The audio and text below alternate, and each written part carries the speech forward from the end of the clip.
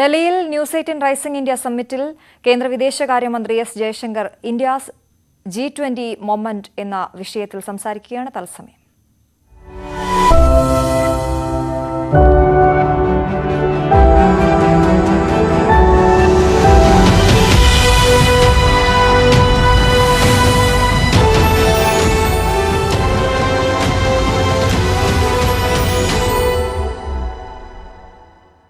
People who do all of this, they would certainly use it.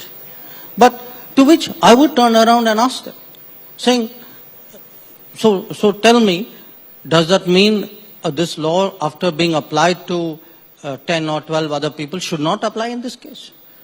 And in this particular case, this law and this application has a certain past.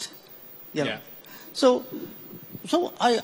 I think we need to recognize today that a lot of what passes off as debate, what is often suggested as an analysis of the state of the Indian polity, is actually politics.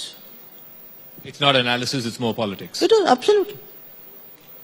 So, you talked about narratives and you gave the example of Assam. Now, one state where there seems to be this narrative and it directly has a bearing on your ministry and the missions abroad is Punjab and this whole Khalistan sentiment. We've had attacks on our missions in London, San Francisco. Yes, diplomats have been summoned, statements have been read out to them, so on and so forth. What else do you intend to do to send out the message that you're playing with India's national security and territorial integrity and that's unacceptable?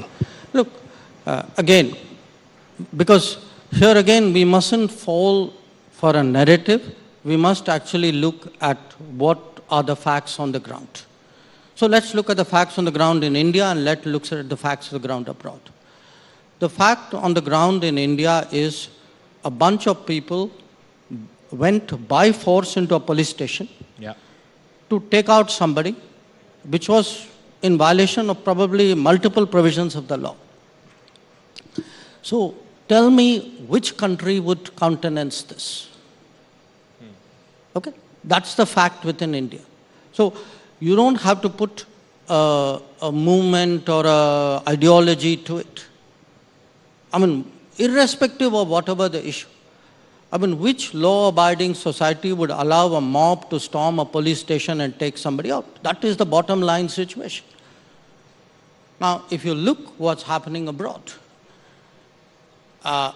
in the name of free speech and democratic freedoms, of which I'm equally a votary, if you allow people to intrude into diplomatic premises, to attack diplomats, to threaten diplomats, to take down flags, I ask you, suppose the roles were reversed.